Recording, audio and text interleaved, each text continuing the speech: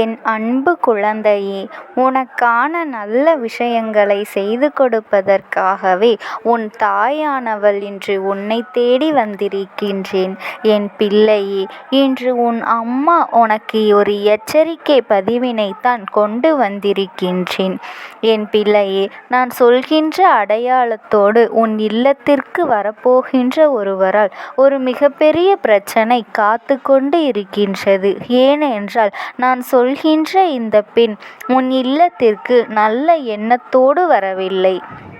அதனால் உடனடியாக நான் சொல்கின்ற இந்த ஒரு பொருளை அவருக்கு கொடுத்து அவரினுடைய எண்ணத்தை என் பிள்ளை உடனடியாக மாற்றிவிட வேண்டும். என் பிள்ளையே, உன் அம்மா எப்பொழுதும் உனக்கு நல்லதுதான் சொல்வாள் என்கின்ற நம்பிக்கை உனக்கு இருக்கின்றது அல்லவா? ஏதோ சொல்கின்றாள் போகின்றாள் என்று நினைத்து எதையும் சாதாரணமாக விட்டுவிடாதே. வாழ்க்கையில் சில விஷயங்கள் நிச்சயமாக நடக்கும் பொழுது அதை நீ சரியாக புரிந்து கொண்டு உன்னுடைய வாழ்க்கையை நீ காப்பாற்றி கொள்ள வேண்டும். என் பிள்ளையே, அப்படி உன் வாழ்க்கையில் நடக்கின்ற சில விஷயங்களை நீ சரியாக புரிந்து கொள்ள வேண்டும் என்றால் இது போன்ற சில தகவல்களை உன் தாயானவள் உன்னை தேடி வந்து தரும் பொழுது அதை நீ பெற்றுக்கொள்ள வேண்டும். அம்மா சொல்வதை விளையாட்டாக எண்ணி விடாதே. என் பிள்ளையே, உன் வாழ்க்கையில் நடக்கின்ற கஷ்டங்களை எப்பொழுதுமே உனக்கு நான் எடுத்து சொல்லிக் கொண்டிருக்கின்றேன். எத்தனையோ முறை இந்த பெண் உன் வாழ்க்கையில் வந்து பல பிரச்சனைகளை ஏற்படுத்தி இருக்கின்றாள். உன்னுடைய இல்லத்திற்குள் நுழைந்து பல கஷ்டங்களை கொடுத்திருக்கின்றாள். ஆனால் அப்பொழுது எல்லாம் இது பெரிதாக தோன்றவில்லை. ஏனென்றால் மிகப்பெரிய அளவு பாதிப்புகளை அது ஏற்படுத்தியதும் இல்லை. ஆனால் இப்பொழுது சில விஷயங்கள், சில பாதிப்புகள் தொடர்ந்து நடந்து கொண்டு இருக்கின்றது. அதற்கு காரணமாக இருக்கின்ற இவர் இன்னமும் பல பிரச்சனைகளை உருவாக்க வேண்டும் என்று உன் இல்லம் தேடி வந்து கொண்டிருக்கின்றாள். அதனால் என் குழந்தையே, உன்னுடைய வாழ்க்கையில் நடக்கின்ற இந்த விஷயங்களை எல்லாம் சரியாக புரிந்து கொண்டு உனக்கான அத்தனை நன்மைகளையும் நீ பெற்றுக்கொள். இவர்களிடத்திலிருந்து தப்பித்துக்கொள். உன்னை காத்துக்கொள் என்று சொல்லவில்லை. இவர்களை முதலில் நீ அனுமதிப்பதையே நிறுத்திவிடு என்று சொல்கின்றேன். இவர்களை இத்தனை காலமும் நம்பியது எல்லாம் போதும். இதற்கு மேலும் ஒவ்வொருவரையும் நம்பி உன் வாழ்க்கையை நீ வீணாக்கி விடாதே. என் பிள்ளையே, நம்முடைய இல்லத்திற்கு வருகின்றவர்களை ஒருபொழுதும்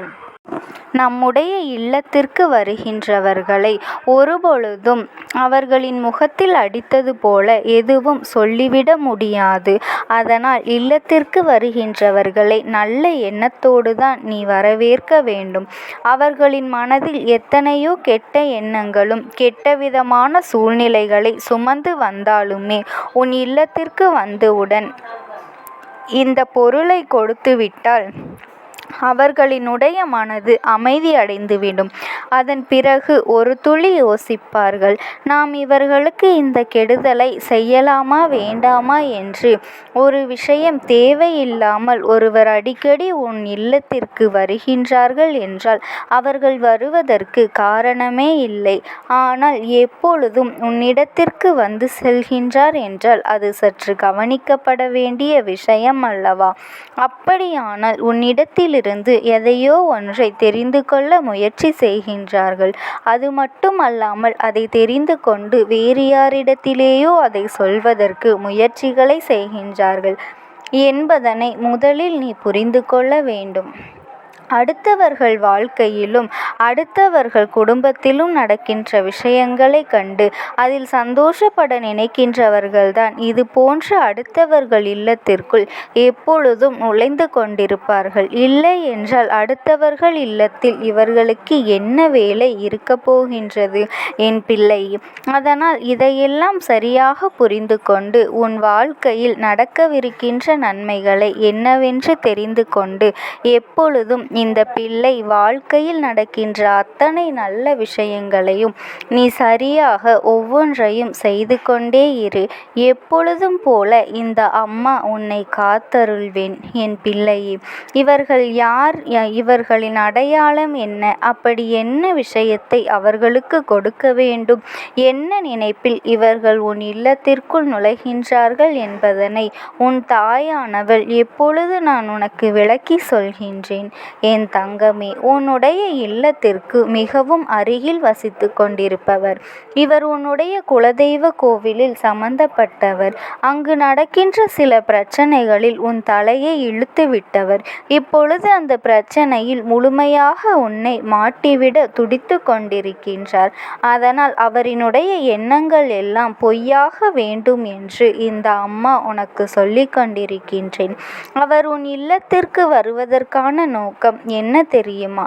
உன்னுடைய இல்லத்தில் இருப்பவர்கள் என்ன பேசுகின்றார்கள் என்பதனை கேட்டுக்கொண்டு அதை மற்றவர்களிடத்தில் தெரிவிப்பதற்கு, அதுவும் ஆதாரபூர்வமாக அவர்கள் தெரிவிக்க விரும்புகின்றார்கள். அவர்கள் கைகளில் வைத்திருக்கின்ற கைபேசியை வைத்து அதில் நீ பேசுகின்ற விஷயங்களை எல்லாம் பதிந்து மற்றவர்களுக்கு காண்பிக்க நினைக்கின்றார்கள். உங்களை எல்லாம் பதிந்து மற்றவர்களுக்கு காண்பிக்க விரும்புகின்றார்கள். ஏன் சில நேரங்களில் இன்னொருவரை அதில் காக்க வைத்துவிட்டு உன்னிடத்தில் வந்து பேசுகின்றார்கள்.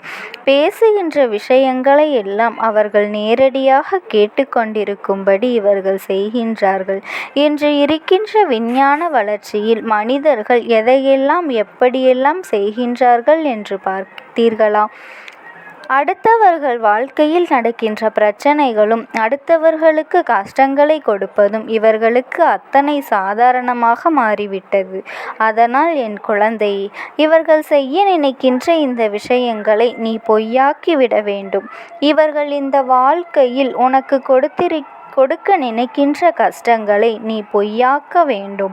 உனக்கு கொடுத்த அத்தனை சோதனைகளில் இருந்தும் நீ மீண்டு வர வேண்டும்.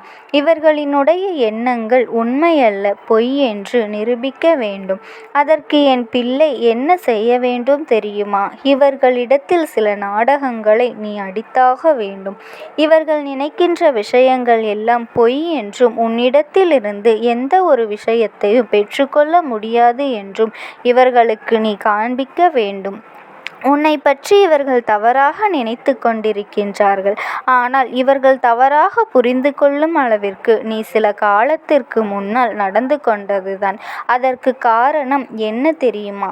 நீயும் மற்றவர்களிடத்தில் பேசும் பொழுது வீட்டில் என்ன நடக்கிறது, ஏது நடக்கிறது என்பதனை படபடவென்று உளறி கொட்டி விடுகின்றாய். அவர்கள் அப்படியானால் உன்னிடத்தில் பேசினால் எந்த ஒரு விஷயத்தையும் எப்பொழுது வேண்டுமானாலும் தெரிந்து கொள்ளலாம் என்று நினைக்கின்றார்கள். அப்படித்தான் எப்பொழுதும் உன் வாழ்க்கையில் நடக்கின்ற விஷயங்களை நீ அந்த இடத்தில் சம்பந்தப்பட்ட விஷயங்களை பற்றி என்ன பேசுகின்றாய், உன் குடும்பத்தில் இருக்கின்றவர்கள் என்ன கருத்துக்களை தெரிவிக்கின்றார்கள் என்பதனை தெரிந்து கொள்ள இவர்கள் அத்தனை ஆர்வமாக இருந்து கொண்டிருக்கின்றார்கள். அதனால் என் பிள்ளையே, இவர்களினுடைய இந்த ஆர்வத்தை அடக்க வேண்டும். நீ இப்படி இல்லை என்பதனை நிரூபிக்க வேண்டும். என் தங்கமே, இனி எந்த விஷயத்தையும் யாரிடத்திலும் சொல்லாதே.